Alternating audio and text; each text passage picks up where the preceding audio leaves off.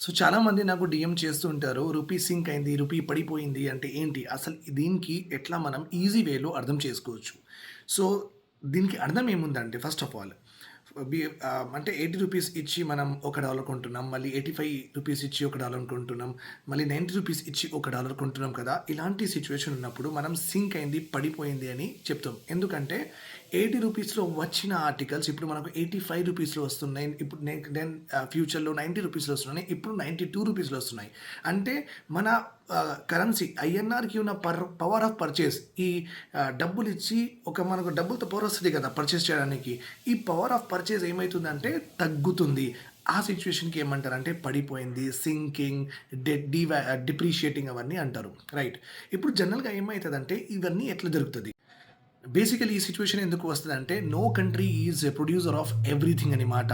Except barring developed nations like Russia, China, USA and మనది country developing country అనమాట. అంటే IT we cannot produce, languages C++, Java we cannot produce, Adobe Photoshops అలాంటివి మనం we cannot produce, MRI scan machines ఇవన్నీ చాలా we cannot produce. So that's why ఏమంటామంటే మనం కొంటాం వాళ్ళ దగ్గర నుంచి.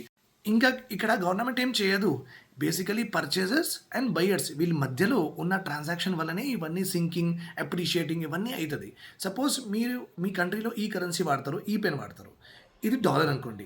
మీరు నా దగ్గర వచ్చారు, నాకు ఇంత పెట్రోల్ కావాలి. సో 1 లీటర్ పెట్రోల్‌కి మీరు 1 పెన్ ఇవ్వాలి. సో ఈ 1 పెన్‌కి నేను ఆర్‌బీఐ దగ్గర వెళ్తాను. ఆర్‌బీఐ నాకు ఈ పెన్ ఇస్తది. ఈ పెన్ డాలర్ అనుకోండి. ఈ పెన్ నా దగ్గర వస్తది. నేను మీకు 1 లీటర్ ఆఫ్ పెట్రోల్ ఇస్తాను.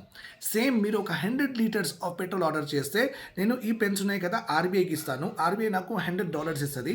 $100 ఇస్తే ఆ $100 మీరు నాకు ఇస్తారు. నేను మీకు 100 లీటర్స్ ఇస్తాను. ఇప్పుడు మీరు ఇట్లా కొంటున్నారు. చాలా కొంటున్నారంటే ఇప్పుడు మన కంట్రీ డెవలపింగ్ కంట్రీ కదా! చాలా కావాలి. మనకు ట్రాన్స్‌పోర్టేషన్ కావాలి. అందరి దగ్గర ఎనర్జీ అప్లయెన్సెస్ అయిపోయినాయి. Electric appliances are there. Fridge నడుస్తుంది, ఏసీ నడుస్తుంది. వెహికల్స్ అందరి దగ్గర ఉన్నాయి కాబట్టి నేనేం చేస్తాను యాజ్ ఏ మ్యానుఫ్యాక్చరర్ నేనేం చేస్తానంటే ఒక పెన్ నడవదు. నాకు 2 పెన్స్ ఇస్తేనే $1 ఇస్తాను అంటాడు. ఓకే. అప్పుడు ఏమైందంటే మీరు ఆర్‌బీఐకి 2 కరెన్సీస్ ఇస్తారు $1 కొనడానికి.